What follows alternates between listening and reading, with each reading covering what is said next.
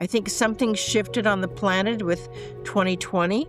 Everybody gets the opportunity to awaken. I don't care who they are. I'm living proof. I went into the hospital as one person and came out as someone else.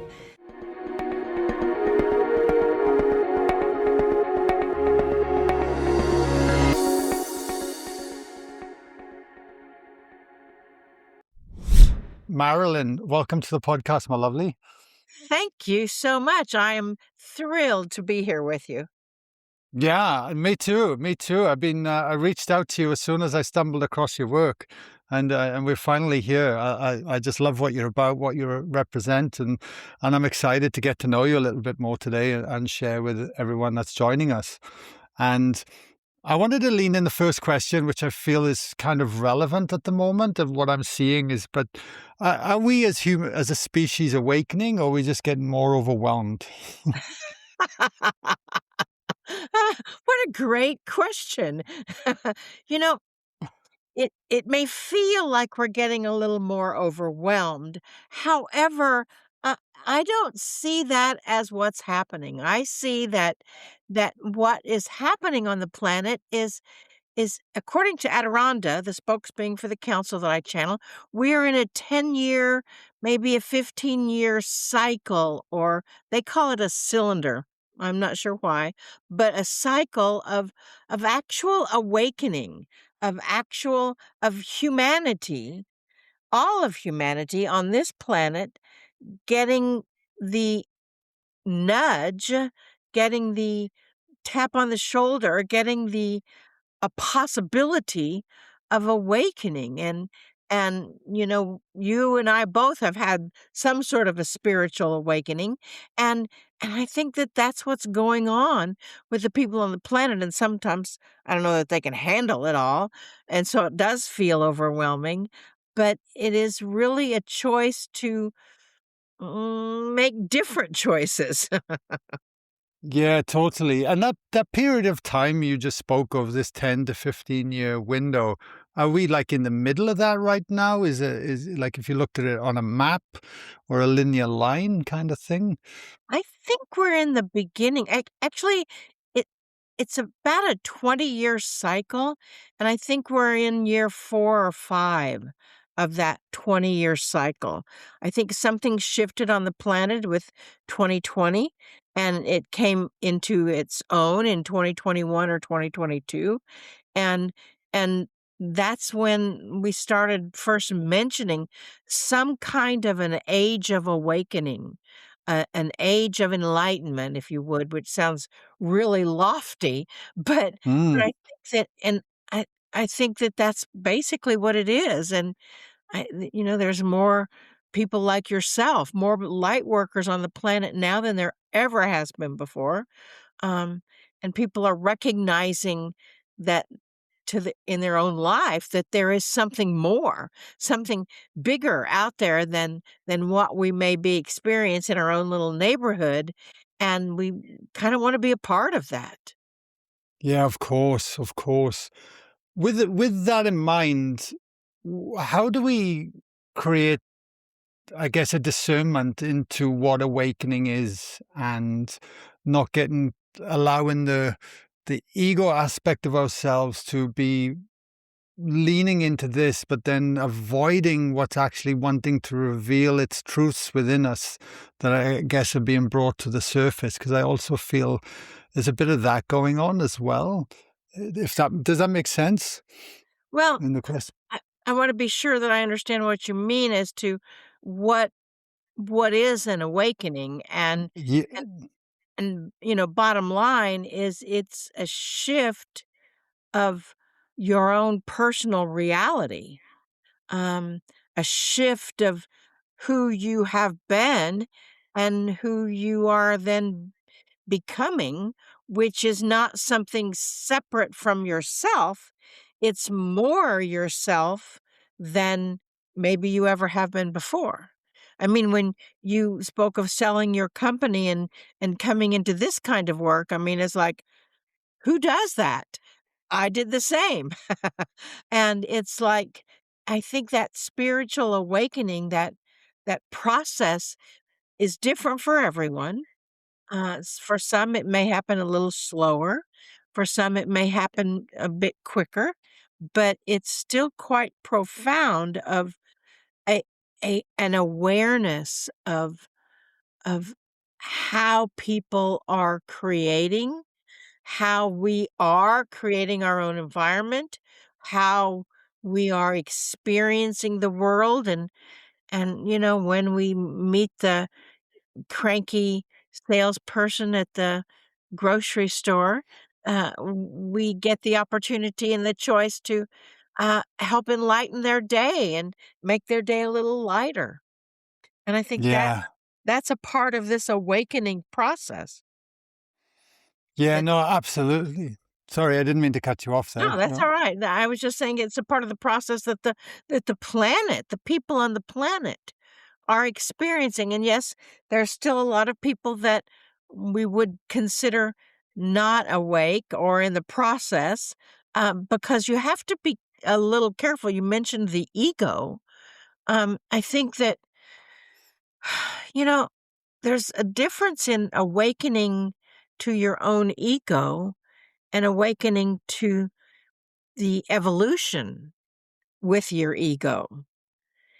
And I think that we're recognizing, and maybe that's what's happening with some of the leaders of the planet, is we're recognizing when others are coming from that place of ego and thinking, I don't think I want that. That's not what I choose to create. And that's a part of the awakening. Yeah, and it can't come quick enough in my mind in some ways when you look at some of the decisions the leaders are making on this planet and the systems that we have in place, and it feels so old and dated to where we are as humans right now. And yeah, we are time. I guess time will tell. Time will tell for sure. Yeah. It, it will. Because the ego is an interesting one. It'd be good to touch on that for a moment and create discernment in, I guess it was kind of leading in from the, what you built, the original question, because as if the frequencies on the planet and everything is changing, and as a species, as in humanity, that's where we are going forward. I kind of look at these energies as a rising tide, and we either kind of hold on or we kind of let go and allow ourselves to move with it per se, so we're not swimming upstream. And but with that in mind, as if it's bringing any unresolved wounds or traumas or ancestral lineage traumas, there's so many things that could be within us and our energy fields that we're unaware of. And if it's bringing that stuff up, and if we're never really taught how to navigate this and hold space for ourselves with this, then it's very easy to run away from that and actually become into the light workers, but we've never really underlined the original elements that are wanting to be cleared, if that makes sense. Does that make sense? Yes, I think so. I think you're making sense like I make sense. I always ask, am I making sense here?" So, it's nice to have another person ask that question. I think that hu humanity and the people that are seeing the way things have been and are not happy with the way things have been, they are becoming much more aware of the egoic choices of the past, and, everybody's got an ego. And we all get the to I've asked before, it's like, "But why do we have an ego? Why do we have to have that?" It, like, rears its ugly head and, you know, challenges things that I want to do or whatever, and I think that one of our tasks, as you said, is to learn from that, is to evolve from that state of having to have the me attitude and to have uh, the total, uh, uh, encompassing of the expanded self. And with that expansion, it comes to the realization that you still get to look at the dark places of your soul. You still get to ask yourself the questions, well, why did that trigger me and what pushed those buttons, and why am I moving in this world, and what is my purpose, and what am I to do, and all of those questions that humanity asks, I believe much of them do. Mm. And I think that it's all a part of this evolutionary process that we are in now, and that is to evolve from that egoic response of, uh, having a disagreement with your neighbor, and having it fester, instead of just with open love going to your neighbor and saying, "Can we talk about this? And can we acknowledge this and see how we can work out a reasonable compromise?" And I think that that's kind of where we're coming as we are expanding to look at other people, other countries, other maybe even species that are different from us, and maybe that's what we're being prepared for, is other beings that are different from us that we still get the opportunity to learn from, to grow with, and expand within, and to help us get to know ourselves better, and help us to reflect whatever is in our highest good to reflect, and then radiate that light and that energy out to the planet. Am I making sense? Oh, yeah. I got goosebumps when you shared that. That's beautiful. And what was coming to mind was that when we talk about, our neighbor and maybe if the dog is coming around and pooing on your lawn or something, and you get into all these trivial, things that we get caught up in the day-to-day world. And it's like, if we want the world leaders and the conflicts to be resolved through a discussion, and actually through an empathetic lens with compassion, so we can see both sides of what's going on here, because everyone's got a journey and a story to tell, right? And it's like, if we want to get to the heart and truth of that, then surely we need to be exhibiting those actions in our own backyard just as much as the world leaders. But yet we don't tend to. We tend to re- continually perpetuate those feelings within us, and then focus, and then like, if you spot it, you got it. Like, if there's an external war going somewhere, it's triggering the inner war within you that hasn't been resolved yet. That's how I see it.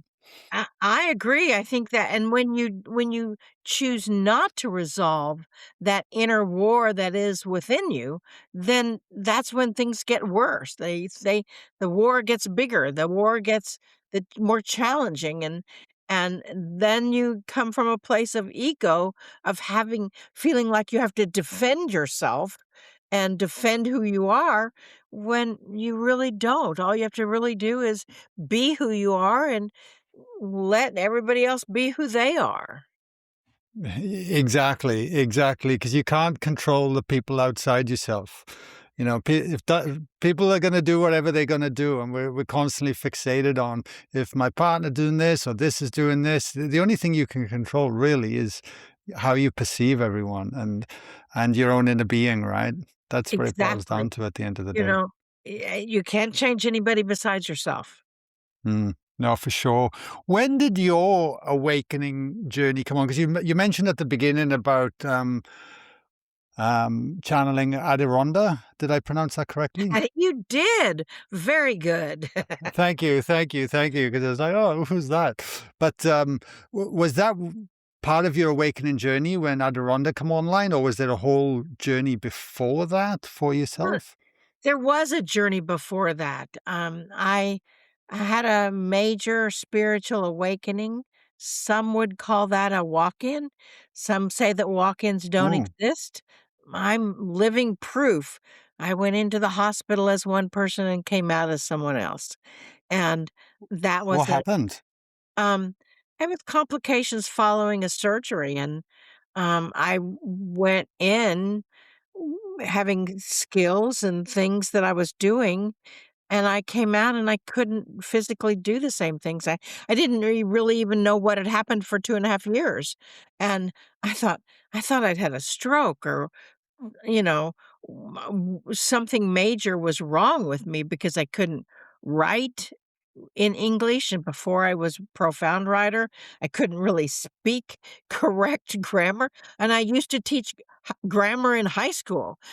I used I couldn't I didn't wanna do the same things, and so it took 2.5 years for me to awaken to what had happened, Oh, and then after that, it was I mean, I set myself on the spiritual path, having the burning desire to change, be the change. when did that happen? That was Oh, yeah. 1993 when I had Wow. my transformation, and I Did you woke up. die on the operating table or something, or was I it just you? didn't. I did not. I died on the operating table in 2021, but that's another story.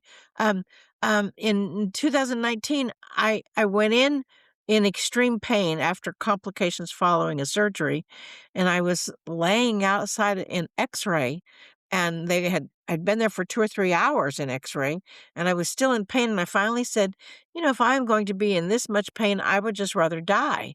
And that was when I felt this huge surge of energy, and they made enough racket that they took me right into X-ray and found out what the problem was, and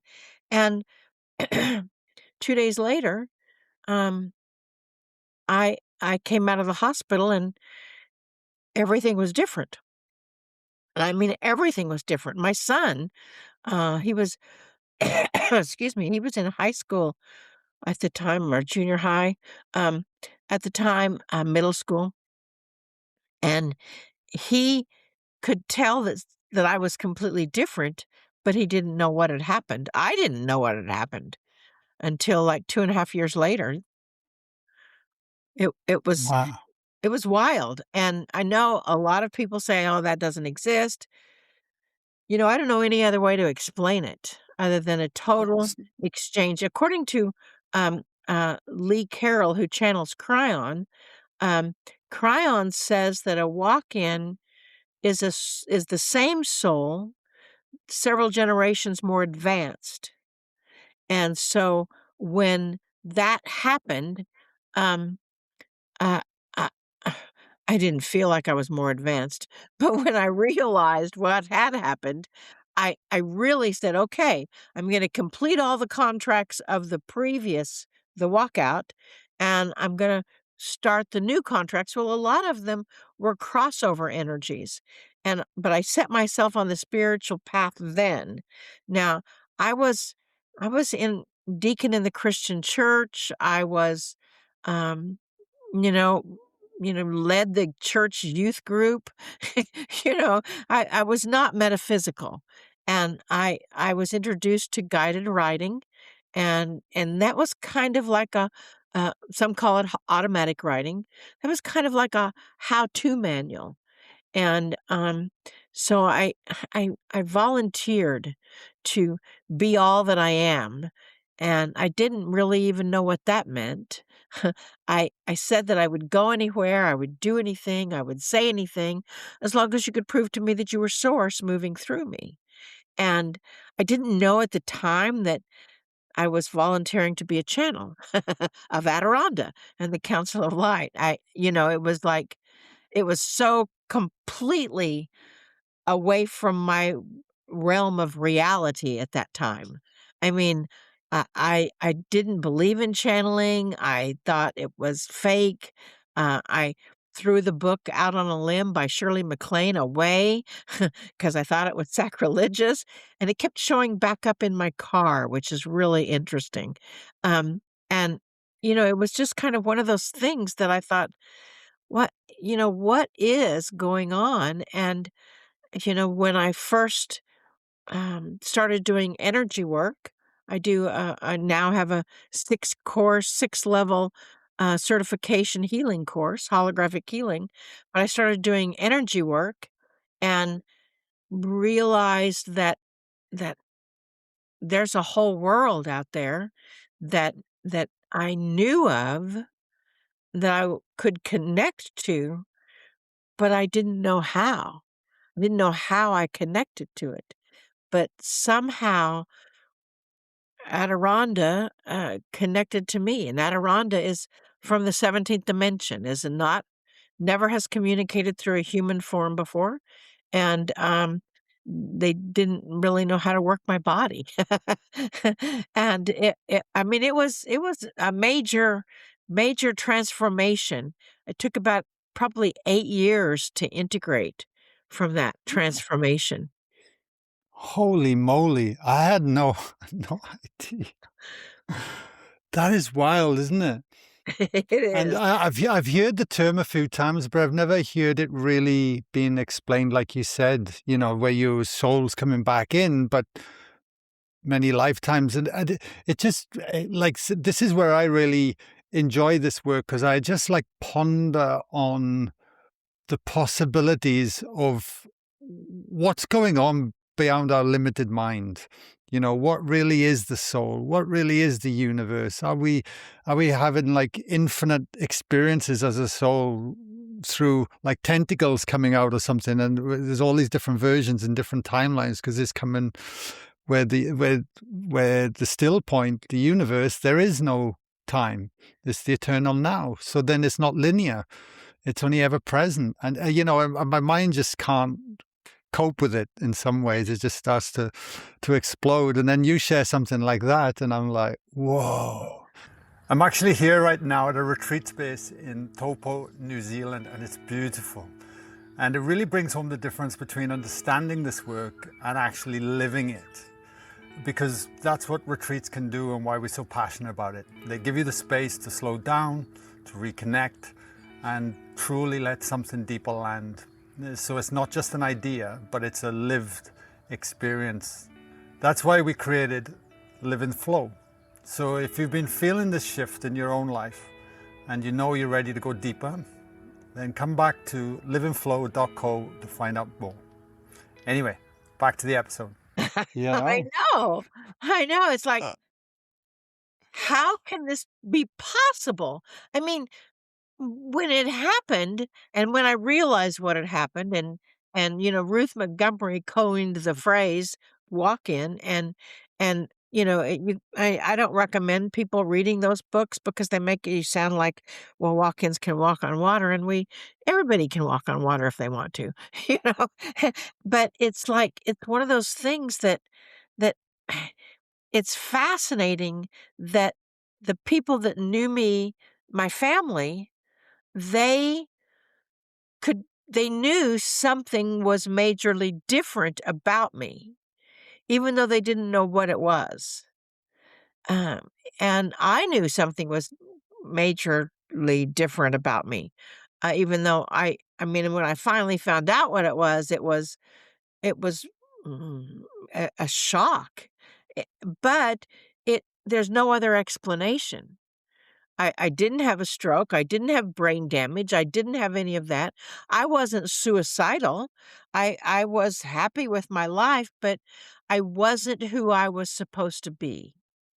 I wasn't I believe that, um, this energy, my future soul, my future self came in to help with the shift of this planet.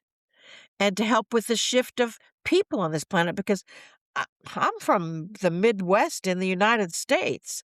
I mean, I'm more Midwest than most people are, and channels don't come from Kansas or Missouri, you know, in the US, they just don't. And and and and I think that I can reach people in a way that many times other people may not be able to, and quite honestly, everybody gets the opportunity to awaken, I don't care who they are, and so that's Yeah. why I'm here, I guess. Well, I'm certainly open to everything that you shared and experienced, and I'm nodding and thinking that's in my world is possible because it's just only through my own experiences, though. Marilyn, and forming my own. I'm not trying to let the mind just get in the way and dismiss things or just go, oh, whatever, because I don't understand it. It's like I've had experiences. I mean, only 2 weeks ago, Marilyn, I had an experience where I let go of a soul contract with my ancestors, my dad especially, because my dad passed. Um, 13 years ago now. Wow, 14 years ago. Oh my gosh, this if Mm. time flies. And that side of my family and lineage, there was a particular energy that got us so far in life, and I'm still carrying that essence, but my soul is continually expanding and wanting to go further, and this with the work I do. And in this particular moment I let it go. And the next day, Marilyn, I woke up and my whole body went into convulsions. And I was burping and just constantly for about an hour of then that energy coming out of my body in meditation. I was blown away.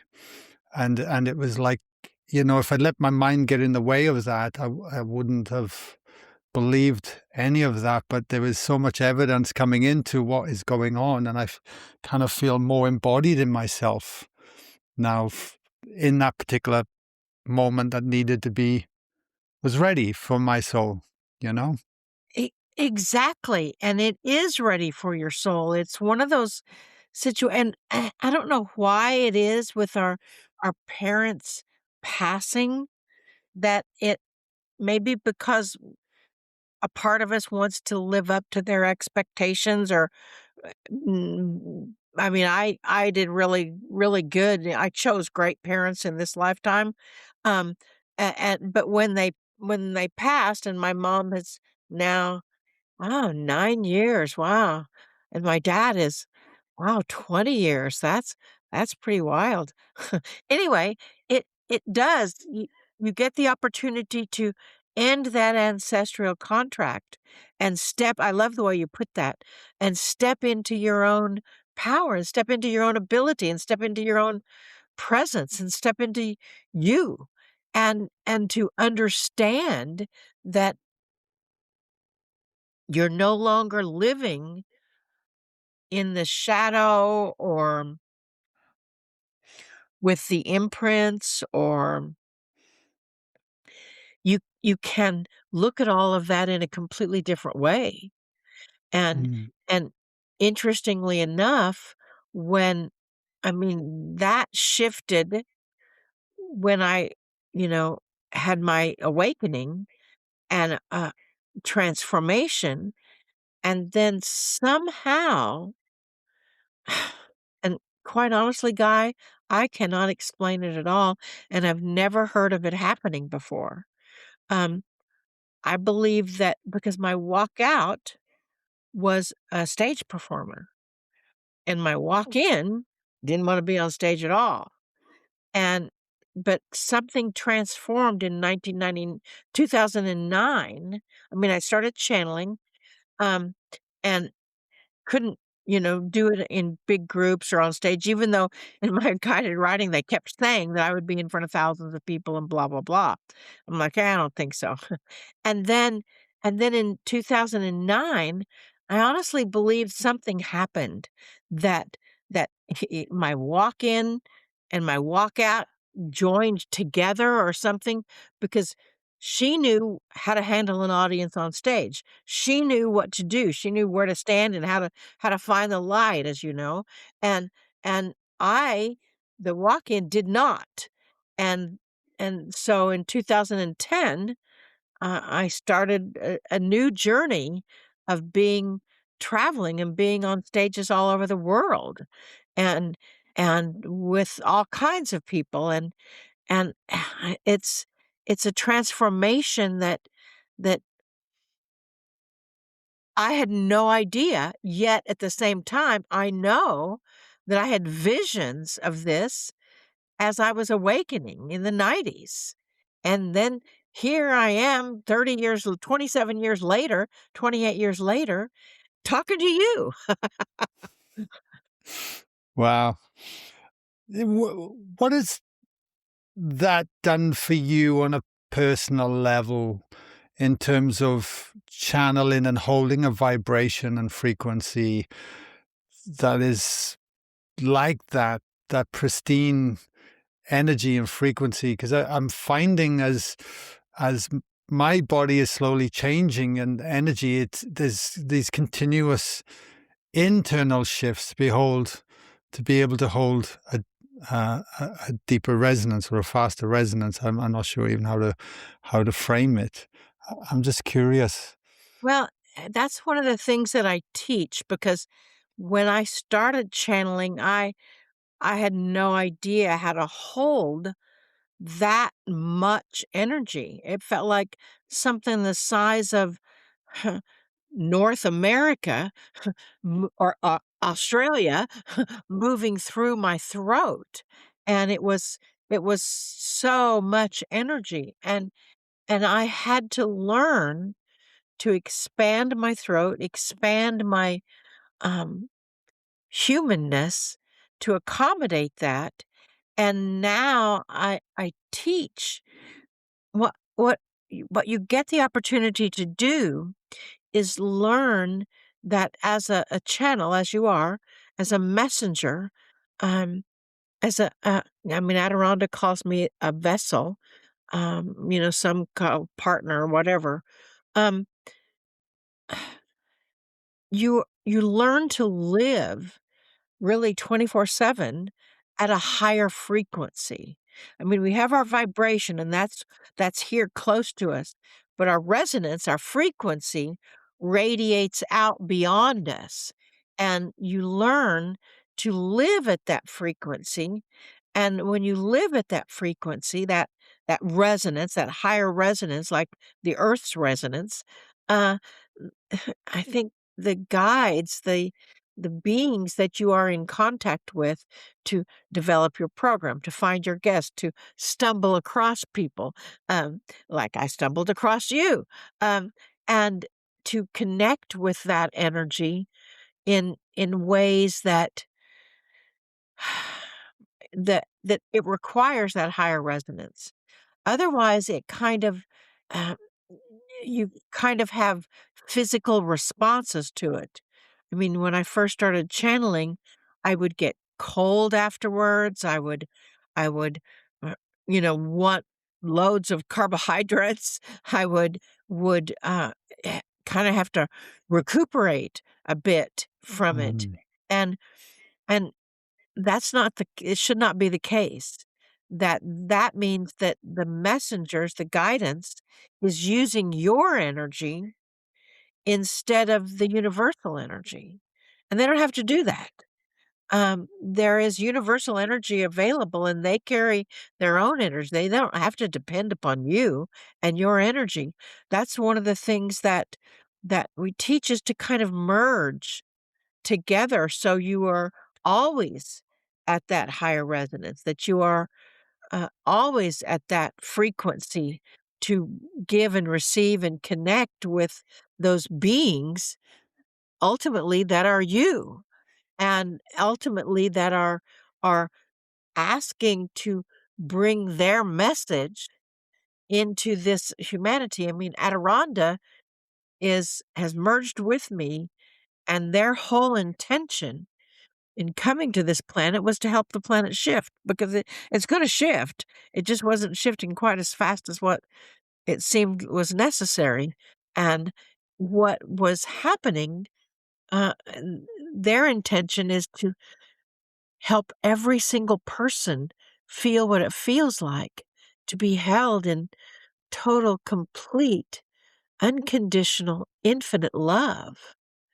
And if everyone on the planet could recognize that, if everyone on the planet could feel that, well, then the age of enlightenment would take care of itself.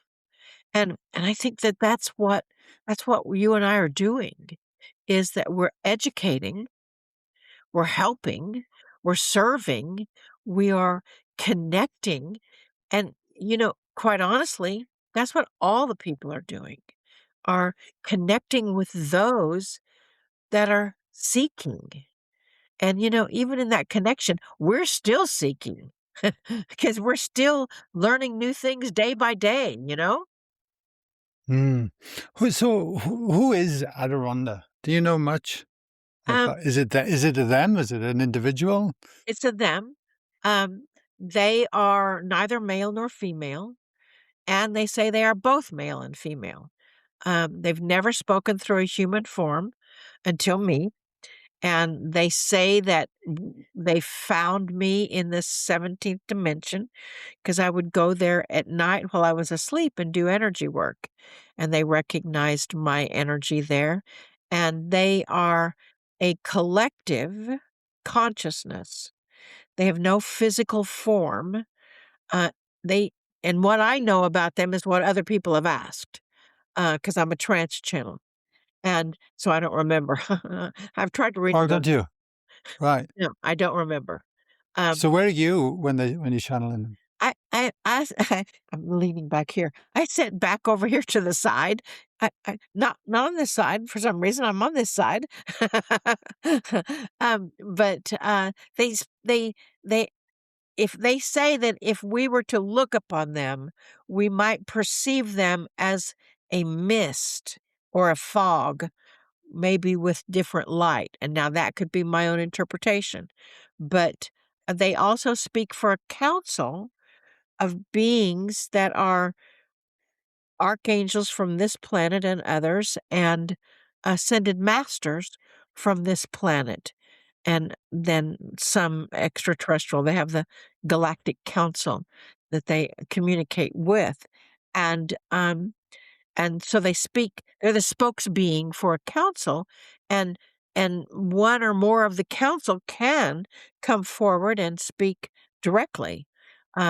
Ascended masters from this planet, teachers, um, from this planet, and it's quite profound, really, when in channel, um, one of the council comes forward, and it's like the audience, even with in an audience of 3,000, the whole audience feels that shift. Because I can hear them. I'm sitting in the background going, "What are you doing? What's going on up there?" You know? And, so, it Adironda is I ask, "Okay, so if we've merged together and I am a part of this source of all that is, why aren't I smarter? Well, why do I still get triggered? Why do I still live in this dimension? Why, what's up with that?" And, I get that, that's why I'm still human is as a human, we're all learning. And, Adironda actually literally had to learn our language. I mean, I remember when they first entered, they spoke very slowly. I actually found some of their original recordings on cassette tape, and, they spoke very slowly because I could feel them translating from their language into English so we can understand it, which is fascinating. And when I've had sessions with people that they don't speak English, and then we did have a translator, and the translator spoke, even though I personally could not understand what was being said, they would tell the translator, "No, that's not what we said. We mean this. Now you need to translate it in a different way." So they understood languages that are not my native language, which is interesting. Um, it it it has definitely been quite a journey, Guy. Um, and I mean, from the first day I started channeling, and it happened like as synchronistically, and they said that I was an activator. Me, Marilyn Harper, am an activator, and I activate people just somehow by my presence, and I've had more than one person tell me that, um, a channel tell me that, back in the '90s that I somehow make what was previously unacceptable acceptable, and can present things in a way that it is acceptable, and and activate something within someone else to help them on their path. And, and Adironnda said that they were going to do that in groups, that I was going to do that in groups, and they were going to magnify that energy in groups of 3 to 3,000 or more. And I kind of been doing it ever since. I mean, my first group was a week later, spontaneous. It was really, really different. Yeah, incredible, isn't it? And you talk of sympathetic resonance. Really, at the end of the day, isn't it? You're resonating at at such a frequency. It's people in that presence then will start to mirror the frequency that you're holding, which is going to activate themselves in there. Like, 'cause I kind of look at, I've had many a scientist on here as well, and including people like Greg Braden and Bruce Lipton, and talking about what's happening at biological and a DNA level and the adaptations that come on and being able to receive more light. The whole thing's fascinating. And you you mentioned, and I just wanted to raise it, the 17th dimension. You said they were from. Like, how do you look at dimensions? Do you look at dimension as like an octave or something like that, where we in my limited mind, it's like we perceive reality in this third dimension, which is a certain bandwidth, an octave, like in a musical note, and then beyond that octave, we don't have the sensory experience, even though those frequencies are there. It's just in a different, complete range, but it's just in a different octave, if that makes sense. It is, and it is in a completely different range. It it's my information that there's actually 144 dimensions going on simultaneously. And, Okay.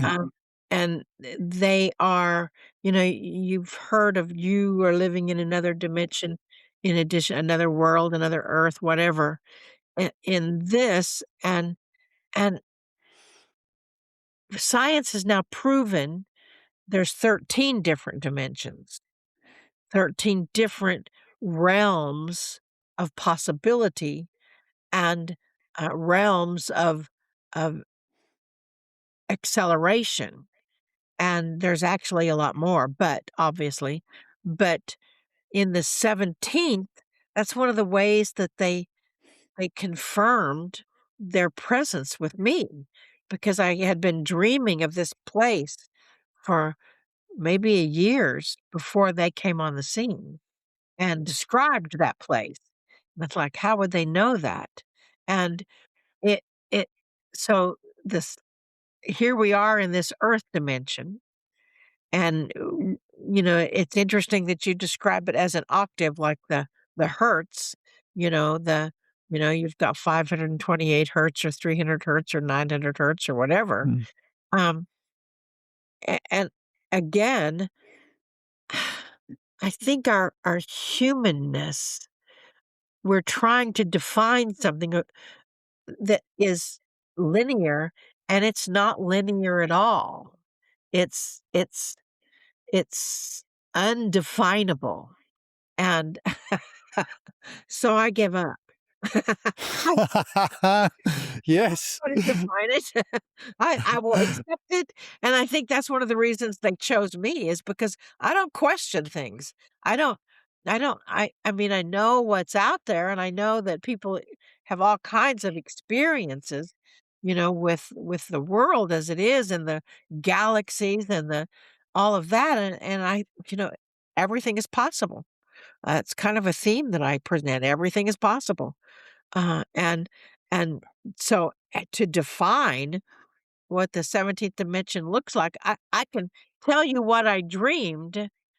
Now, whether that was reality or what I needed to see in order for Adirondack to say, "This is where we're from," I don't know. No, it's great. It's great. I love it. It's funny you laugh. I love your response as well, because just an inside story. So we probably run an in-person event once every 3 weeks. Okay, and I work with a sound healer called Matt Omo. I work with Petra as well in the retreats, but so there's three different facilities. But there's me and Matt are generally on the road every few weeks, and just before the event, we always go and have a cup of coffee At 6 in the morning, 6:30, and then we go and set up for the event for the day. But we're always having these chats and just outrageous, like what's possible, and just different random things that are coming out and blowing each other's minds. And we always thought we should start a podcast one day called Coffee Chats or Quantum Coffee Chats or something, because you soon get lost in the craziness of it all if you let your head go there. That's for sure. Absolute and Quantum Coffee Chats, that's a good name. It's not bad, is it? It's not bad. It'd be quite comical, trying to listen to us to figure out the laws of the universe, that's for sure. But, I did have another question. I was on your website this morning, and it caught my eye, and it was the Selenite Swords of Light. And I Yeah, was like, I've got "Whoa, one back here. is that what that is behind you?" Yeah, let me get it. Yeah, please.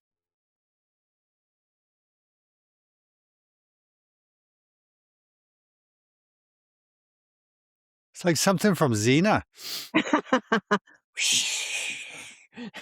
And when I channel and I wield the Selenite Swords of Light, um, Sekhmet, the goddess of destruction and the goddess of creation, actually comes in and wields the swords. They're a healing tool. They actually follow the intention of the user and the receiver, and they um, I've never seen anything they can't help with. Um, this one has a carving. I don't know if you can see it Yeah. of Yeah. Sekhmet. Some of them are carved, some of them are not. This one has a um, lapis at the capstone. In the handle, there's a copper tubing, and it's got a vial of ayahuasca from a Peruvian shaman. It's got a vial of holy water from a mixture of 90 different sacred water supplies, like, you know, the Golden Coast, like the river Ganges there in India, the river Nile, the Jordan River, Mount Shasta. Um, they've got star elixir, which is liquid from a meteorite. They've got all the ascended masters' artwork and symbols, all the Lemurian tones, artwork and symbols, sand from the pyramids in Egypt, sand from the desert in Israel, and they've got dirt from Machu Picchu. I mean, I travel all over the world and pick up dirt and sand and water, and they really, I mean, to tell you, Guy, it's really amazing because I I I don't use a lot of tools, although I have, bought lots and lots of things and shifted lots and lots of things and tried to think that this is gonna help and this is gonna do this and this is gonna do that. And now this is the only thing I use. Um, it's, and it really holds the space for whatever you're choosing. I mean, I hadn't received my income tax return for several years. My friend of mine hadn't received her income tax, which was several $1,000s for several years, and so she just put the selenite sword on it and said, "Can you?" And I did the same. "You help me get my income tax return in my checkbook now," and it was deposited within 3 days. I mean, Well, I I fixed a grandfather clock with one once, and it's still working, even though the workman said that it couldn't be done. It couldn't work again. oh my god, if I had one of those, I'd be putting it to work every day for me, especially with the tax man, I can tell you. That's for sure. Well, Who that's why it sits in my office. Well, if you need uh, me to send you one, you just let me know. who made them? A sword maker. I have them made by Selenite sword maker. Oh, so you can, and so they fully, you can buy them as well now? Do you Um, have them, or there's did you just only have like what? there's only 2 or 3 people in the world that sell them. That's Me, wow. there's on my website and him, and Yeah, okay. yeah.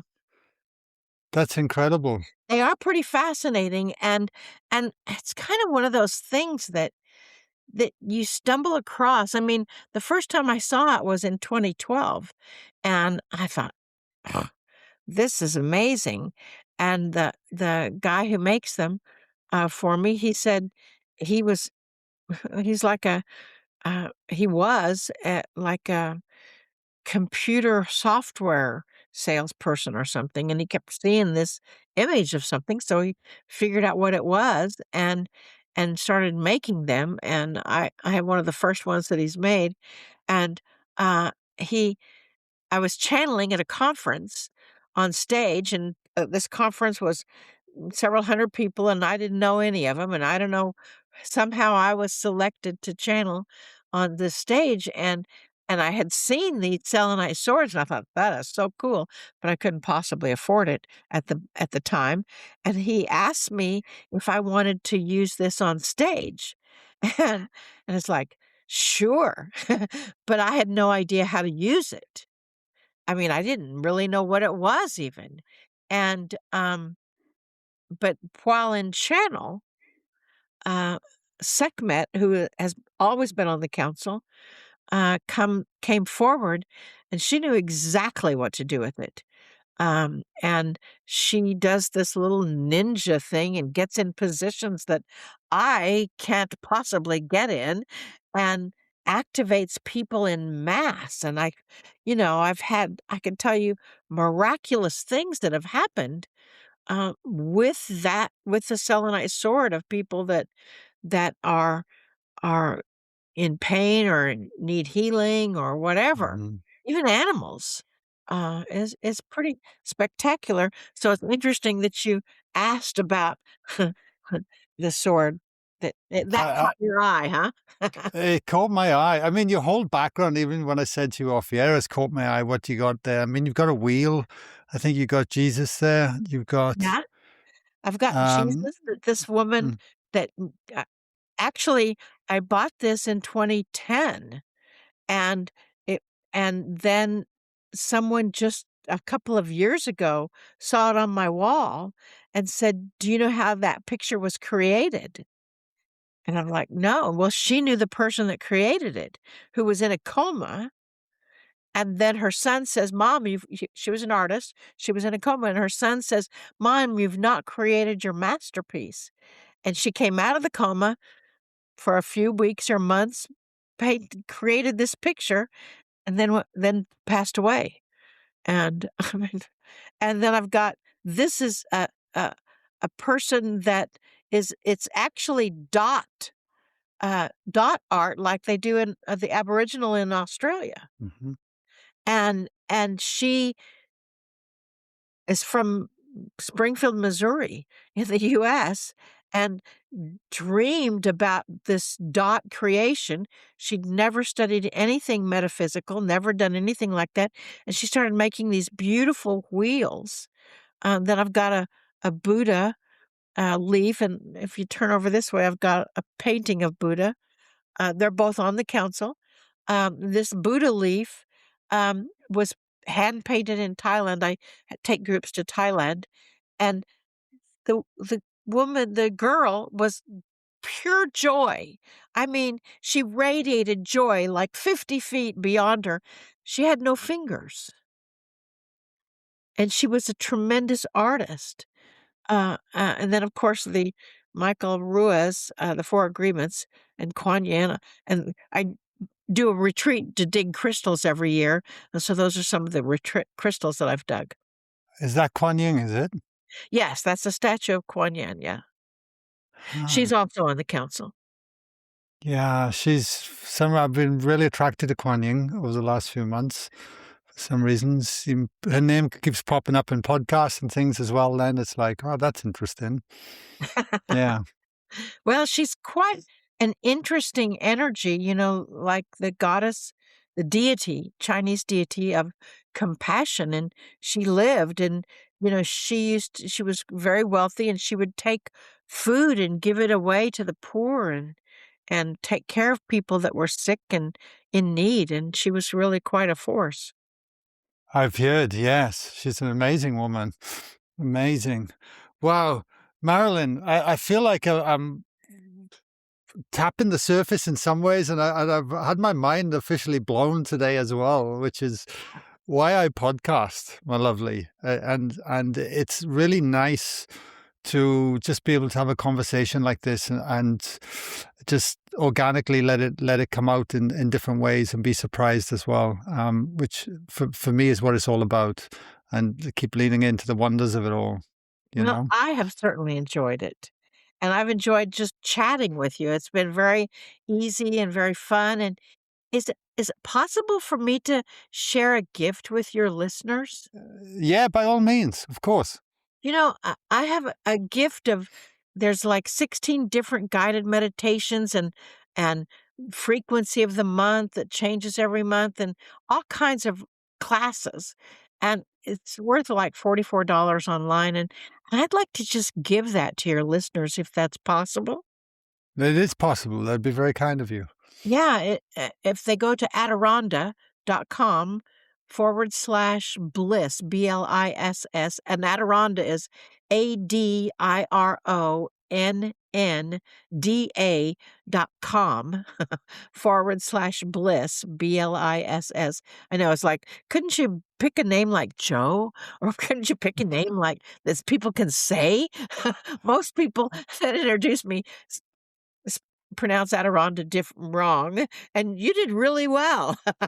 But it's got And all sorts of things in it. that's very kind of you. Yeah, absolutely. It's like, why couldn't you channel Bob or something like Yeah, that, you know? exactly, exactly. But, is there anything else you wanna share with the listeners before we wrap her up? I mean, we've covered a fair bit I'm today. just honored to be here with you. You are so easy to talk to, and I love it that you say, "Did that make sense?" Because I do the same. It's because we don't think in English for some reason. Um, and so, you know, I think that in addition to the gift that I want to give your listeners, maybe I'll pop a selenite sword, although it's a lot to send a selenite sword to Australia, trust me. But just really to remind your listeners to be the love that they already are, and that, just keep on doing what you're doing, and thank you. Thank you for having me as a gift guest. It's a gift to me to be a guest. Uh, so thank You're very welcome, Marilyn. Thank you so much for lovely. Really appreciate it.